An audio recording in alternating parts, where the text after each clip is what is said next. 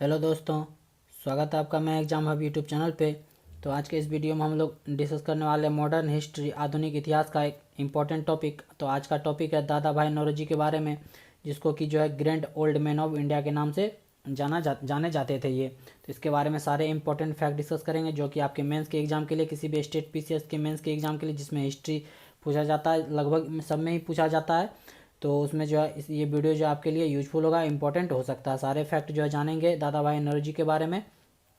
और बता दें कि आप आगे बढ़ने से पहले यदि आप चैनल पर नए हैं तो सब्सक्राइब कर लीजिएगा और अपने दोस्तों के साथ जो है ज़्यादा से ज़्यादा शेयर कर दीजिएगा, और वीडियो पसंद आए तो लाइक कर दीजिएगा। ओके, तो चलिए डिस्कस करते हैं, सारे इंपॉर्टेंट फैक्ट जो है डिस्कस कर लेते हैं एक एक करके। जो है मॉडर्न हिस्ट्री का रेंडमली कोई भी टॉपिक लेके जो है आपको टॉपिक पे जो है सारे फैक्ट बताने की कोशिश कर रहे हैं। इससे पहले जो एक वीडियो अपलोड हो चुका है, अगर आप नहीं देखें तो उसको भी देख सकते हैं।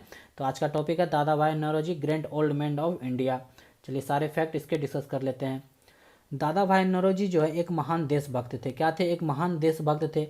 उन्होंने भारत का वयोवृद्ध सेनानी, grand old man of India कहा जाता है। उन्हें क्या कहा जाता है? Grand old man of India, वयोवृद्ध सेनानी कहा जाता है। ये क्वेश्चन जो ऑब्जेक्टिव के तौर पे बहुत बार पूछा गया है, तो आपको ध्यान रखना है कि grand old man of India किसको कहा जाता है? दादा भाई नौरोजी को।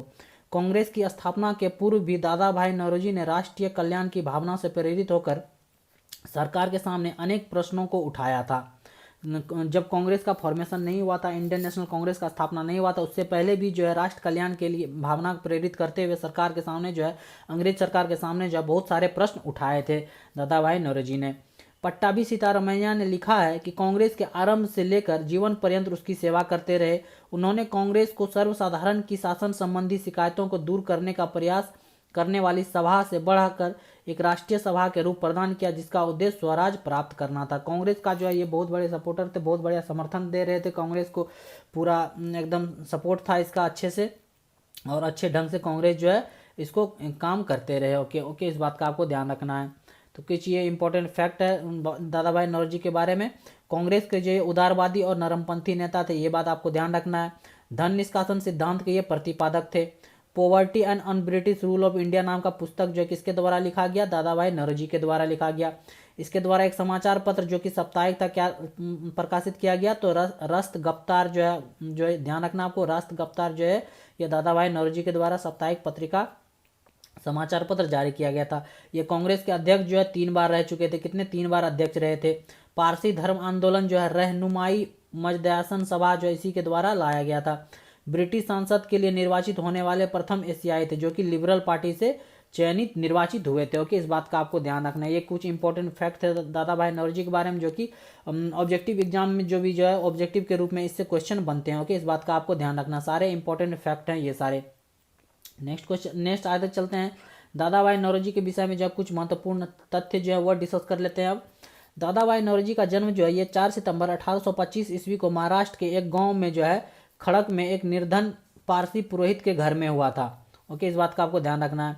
दादा भाई नौरोजी ने एल्फिंस्टन कॉलेज मुंबई में जो शिक्षा प्राप्त की और अपनी प्रखर प्रतिभा से अध्यापकों के बीच जो लोकप्रियता प्राप्त कर ली थी।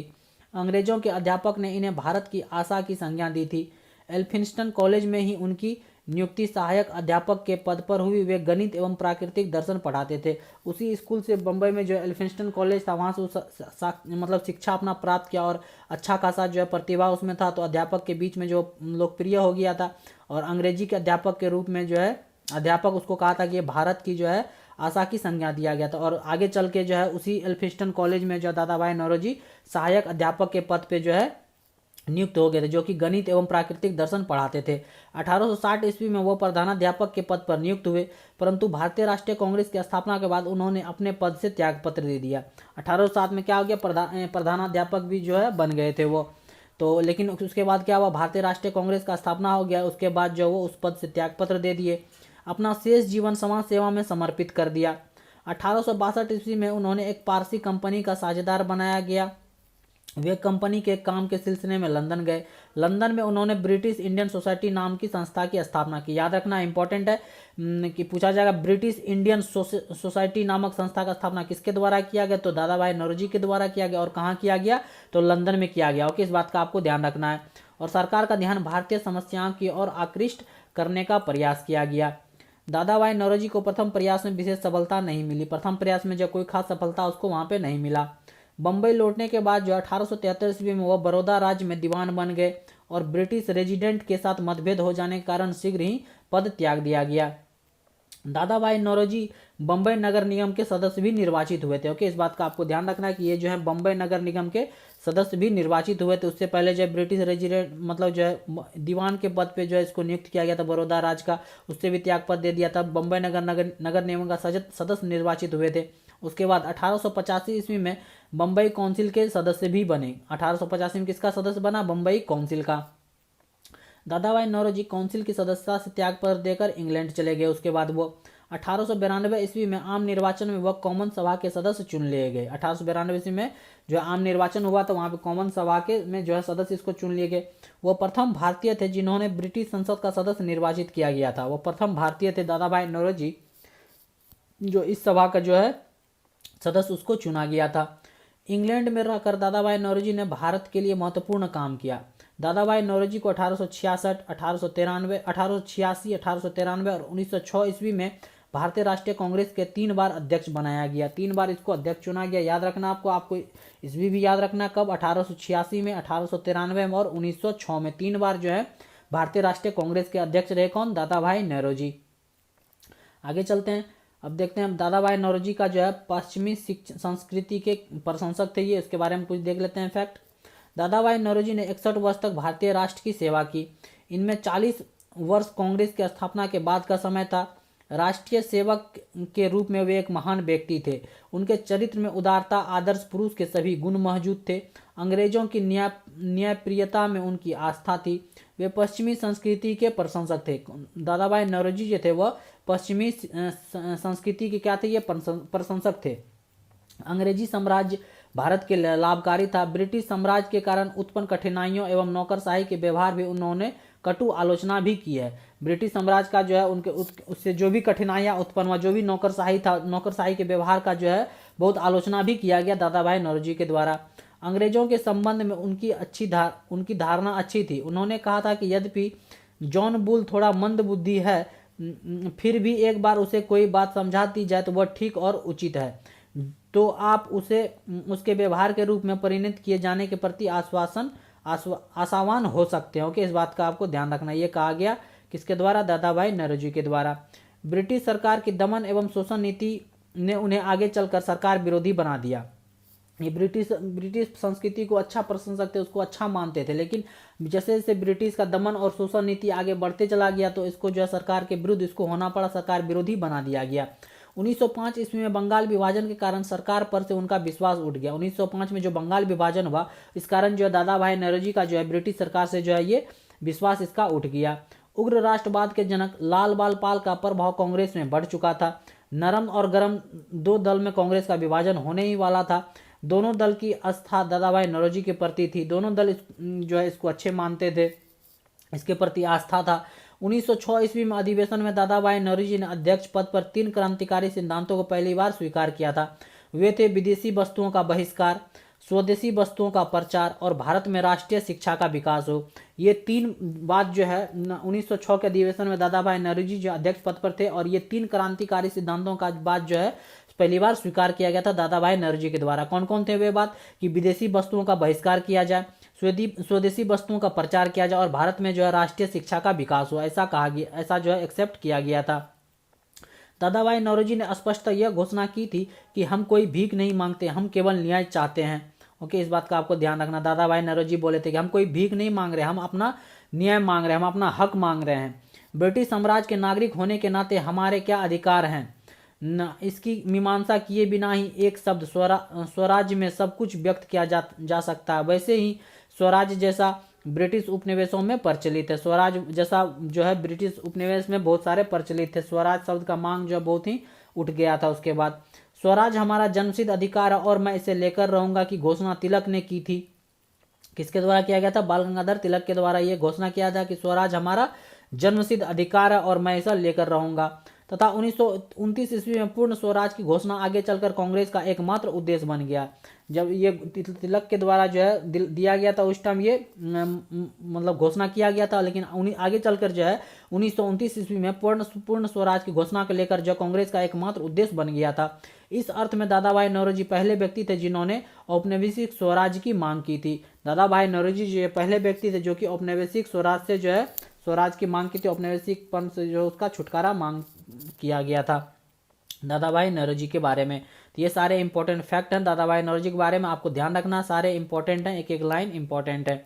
नेक्स्ट है धन निष्कासन के सिद्धांत क्या दिए थे दादा भाई नौरोजी, देख लेते हैं। भारत के आर्थिक शोषण को जो है दादा भाई नौरोजी ने सबसे पहले प्रकाश में लाया था। भारत का जो आर्थिक शोषण कर रहा था, सारे धन जो है सारे लूट के माल जो अंग्रेज जो वो अपना देश ले जा रहा था, तो इस पर ध्यान किसी का नहीं गया था, लेकिन सबसे पहले जो है दादा भाई नौरोजी के द्वारा जो है इस पर प्रकाश डाला गया, इसका चर्चा किया गया। उनकी प्रसिद्ध पुस्तक बहुत ही इंपॉर्टेंट बुक है, कितना बार एग्जाम में पूछा गया, poverty and un British rule in India. ये पुस्तक किसके द्वारा लिखा गया है, तो दादा भाई नौरोजी के द्वारा लिखा गया है। इसमें जो है ये लिखे हैं कि अंग्रेजों के द्वारा जो है भारत के आर्थिक साधनों को लूटने का स्पष्ट चित्र जो अंकित किया गया। भारत को जो है कैसे लूट रहा अंग्रेज, एक एक करके सारे खजाना सारे लूट करके जो है भारत से बाहर ले जा रहा है और भारत को जो है गरीब बना रहा है। अंग्रेजों की लूट से भारत की गरीबी बढ़ी है, जितना अंग्रेज लूटा उसके कारण भारत में जो है गरीबी धीरे धीरे बढ़ता चले गया। अंग्रेज दो तरह से भारतीय साधन को लूट रहे हैं। सर्वप्रथम यूरोपीय अधिकारी अपने वेतन से बहुत अधिक धन बचाकर इंग्लैंड भेज देते हैं और उनको पेंशन भी भारतीय खजाने से दी जाती है। पहला तरीका क्या था कि जो भी अंग्रेज थे, जो भी यूरोपियन भारत में आके तो जो भी अधिकारी थे उसको ज़्यादा से ज़्यादा वेतन उसको दिया जाता था और वो वेतन जो वो बचा के जो है इंग्लैंड भेज देते थे और पेंशन भी जो है भारत के खजाने से ही दिया जाता था। और ये पहला कारण था, लूटने का पहला तरीका था। दूसरा अंग्रेज जो धन भारत में इकट्ठा करते हुए और भारत की निर्धनता बढ़ती है और इनके पास जो धन नहीं रह पाता। अंग्रेज भारत के धन में पूंजीपति बन जाते और उस पर जब इंग्लैंड उद्योग धंधा खड़ा कर लेता है। और दूसरा ये था कि धन इकट्ठा करके भारत से वो जो है अपने देश ले जाया करता था, बड़े बड़े पूंजीपति सबको दे दिया करता। वहाँ पे पूंजीपति सबको देने के कारण बहुत सारे पूंजीपति वहाँ बन गए और नए नए उद्योग खुल गए, वहाँ पे नया नया उद्योगपति सब वहाँ खड़ा हो गया इंग्लैंड में। ओके, इस बात का आपको ध्यान रखना। तो ये दूसरे तरीके से जो है जो भारत को लूट के धन जो सारा भारत से लूट के बाहर इंग्लैंड ले जा रहा था। इंग्लैंड से माल भेजकर भारतीय व्यापार पर उन्होंने एकाधित्व कायम कर लिया था और वहाँ पे जो भी उत्पादन होता था, जो भी प्रोडक्शन होता था, वहाँ से वो भारत भेज देता था और भारत में फिर वही माल को बेच के फिर पैसा कमाता था। ओके, इस बात का आपको ध्यान रखना है। अतः अंग्रेज एक तरफ अधिक धनवान होते जा रहे थे और उसी अनुपात में भारतवासियों की दरिद्रता बढ़ती जा रही है। भारत की निर्धनता के लिए सही अर्थ है ब्रिटिश सरकार उत्तरदायी है, सही अर्थ में। तो एक तरफ क्या है, ब्रिटिश अंग्रेज जो वह धनवान होते जा रहा, अमीर होते जा रहा, भारत को लूट रहा, पूरा लूट के अंग्रेज ले जा रहा। फिर वहाँ पे जो उत्पादन हो रहा, इसी पैसा से जो पूंजीपति खड़ा हुआ, जो भी उद्योग धंधा खड़ा हुआ, वहाँ से जो प्रोडक्शन हुआ, जो भी माल बना वो भारत में ला के फिर बेच रहा है। फिर यहाँ से रुपया उठा लेके जो भी भारतीय खरीद रहे हैं तो वो अंग्रेज को रुपया दे के खरीद रहे हैं, फिर वो रुपया जमा करके फिर अंग्रेज अपना इंग्लैंड ले जा रहा। तो इस कारण से जो ये प्रक्रिया चलते जा रहा है और अंग्रेज जो है अमीर होते जा रहे हैं और भारत में जो दरिद्रता बढ़ती जा रही है। तो इसका एकमात्र भारत का निर्धनता का कारण कौन है, सही अर्थ में ब्रिटिश सरकार जो है वह उत्तरदायी है। आगे देखते हैं और कुछ अन्य राष्ट्रीय नेताओं की तुलना में दादा भाई नौरोजी इसमें बहुत आगे थे। वे सबों को संतुष्ट रखना चाहते थे। गोपाल कृष्ण गोखले ने कहा था कि यदि किसी व्यक्ति में भगवान वास करता है तो वह है दादा भाई नौरोजी में। गोपाल कृष्ण गोखले के द्वारा जो ये स्टेटमेंट दिया गया, ये कथन जो है कहा गया कि यदि किसी व्यक्ति में भगवान वास करता है तो वो है दादा भाई नौरोजी। सर CY चिंतामणि ने भी कहा था कि भारत में सार्वजनिक जीवन को अनेक बुद्धिमान और निस्वार्थ नेताओं ने सुशोभित किया, परंतु हमारे युग में कोई भी दादा भाई नौरोजी जैसा नहीं है। तो इतने महान थे ये, इसके सारे जो उस टाइम के जितने भी समकालीन इस सबके नेता थे, सारे दादा भाई नौरोजी के जो है वो तारीफ करते थे, सारे इसके बारे में जानते थे, इसके पढ़ते थे कितने ये ज्ञानी है, कितने अच्छे हैं। तो अंग्रेजों को जो है ये पूरा एक्सपोज करके रख दिए थे अपने बुक में कि अंग्रेज किस तरह से जो है भारत को लूट के बाहर ले जा रहा। ओके, तो ये सारे फैक्ट थे दादा भाई नौरोजी को क्यों grand old man of India कहा जाता है।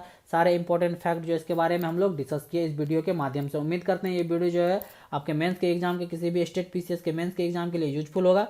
उम्मीद करते हैं ये वीडियो आपको पसंद आएगा। यदि अच्छा लगा तो लाइक कर दीजिएगा और चैनल पर नए हैं तो सब्सक्राइब भी कर लीजिएगा यदि वीडियो पसंद आए तो, और अपने दोस्तों के साथ जो है ज़्यादा से ज़्यादा शेयर कर दीजिएगा। ज़्यादा से ज़्यादा शेयर करते हैं इससे क्या होता है, मोटिवेशन मिलता है। वीडियो लाइक करते हैं तो उससे मोटिवेशन मिलता है और ज़्यादा से ज़्यादा आपको कंटेंट प्रोवाइड करते रहेंगे। ओके, धीरे धीरे करके जो है मॉडर्न हिस्ट्री के बहुत सारे इंपॉर्टेंट टॉपिक जो है रेंडमली टॉपिक लेके आपको सारे फैक्ट बता देंगे।